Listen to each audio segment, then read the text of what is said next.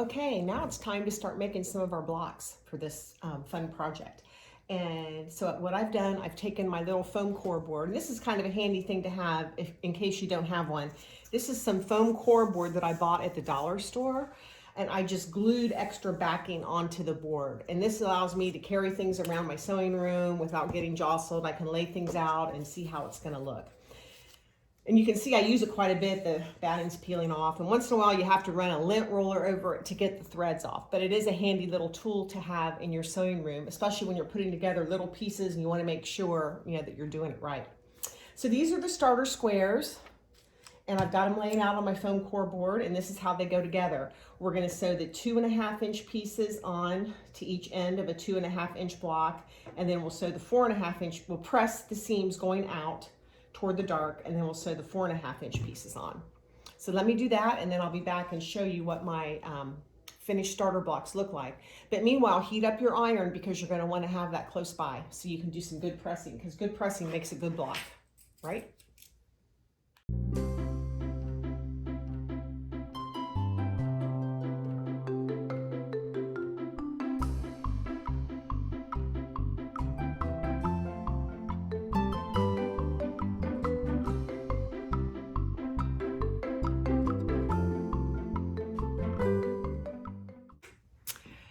So now we've completed our starter squares.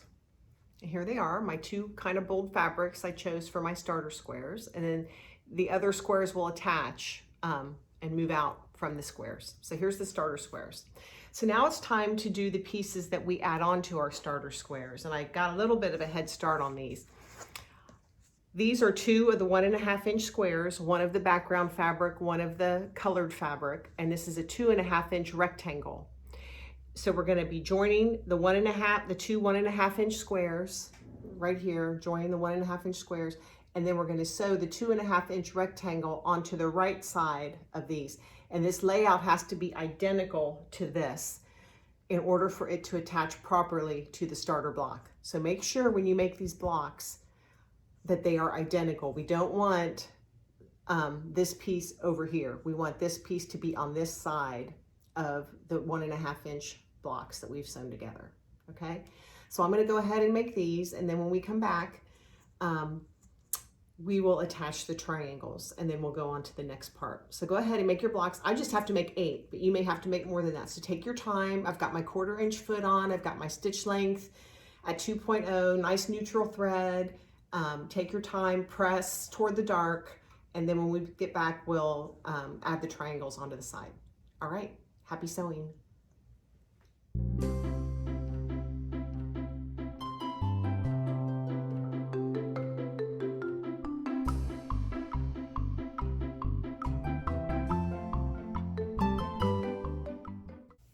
Okay, I've got my little corner pieces all sewn and pressed, and I pressed toward the dark on that. And so now it's time to take our block triangles, and so those are the triangles that we cut twice on the diagonal, if you recall. And I've got a whole stack of them here, but I only need 8 for these blocks, and I'll be using the other 8 on the next set of pieces that we're going to make after this. So you want to take each of your little corner pieces that you sewed together and please make sure they're oriented properly, or you're going to be very unhappy when it's time to sew them on to the block triangles. They need to be exactly like this, same as the picture on page 8 of the book. So you want to make sure they're exactly oriented this way. They are right and left-handed, and you want to make sure that they're laid out exactly like this.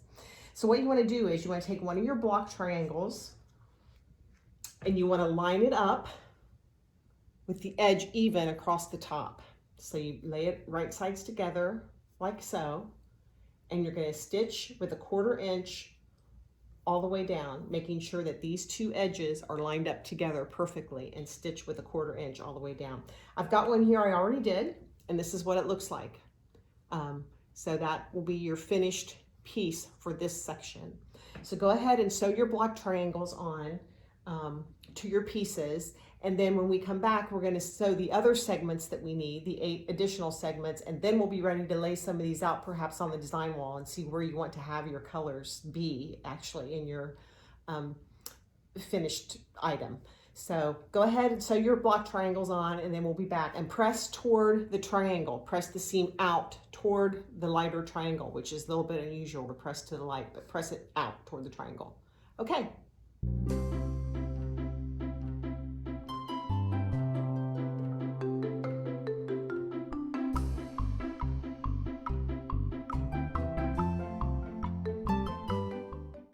Okay, now that we have these pieces all completed with the side triangle, we're going to move on to the next component, and then we'll be ready to start laying these out a little bit.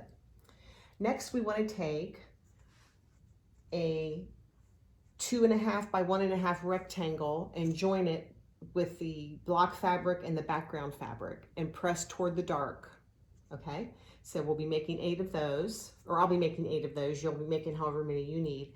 And then once you do that and press toward the dark, then we'll want to put the other 2.5-inch rectangles on the side of that to make a unit that looks like this. Okay, make your units. Thank you.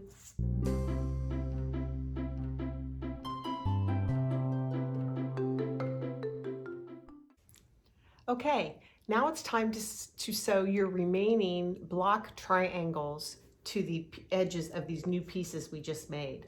So here's one that I sewed together already, and so I've got my 2.5-inch rectangles here, the background and the fabric, and then I put the other 2.5-inch rectangles on each end, and I've got it so my 2.5-inch rectangle is on top, the background rectangle, and then I'm going to sew this triangle onto the left side of my piece. And once again, like when we did it before, this top edge should be perfectly lined up. Sew it on and press it out. So I've got mine laid out here on my handy dandy layout board, and I'm going to go ahead and make the rest of these. And then after this, I think I'm going to put a few up on my design wall and just make sure I like the placement, and I can decide where I want my starter triangles to go. So mine is going to look very scrappy because I have such a variety of fabrics. And yours may not be as scrappy as mine, but that's the fun part about this. We can all choose to do what we want and have a different look depending on what we're trying to achieve. So go ahead and sew your side triangles on, and then we'll go to the next step of putting them on the design wall.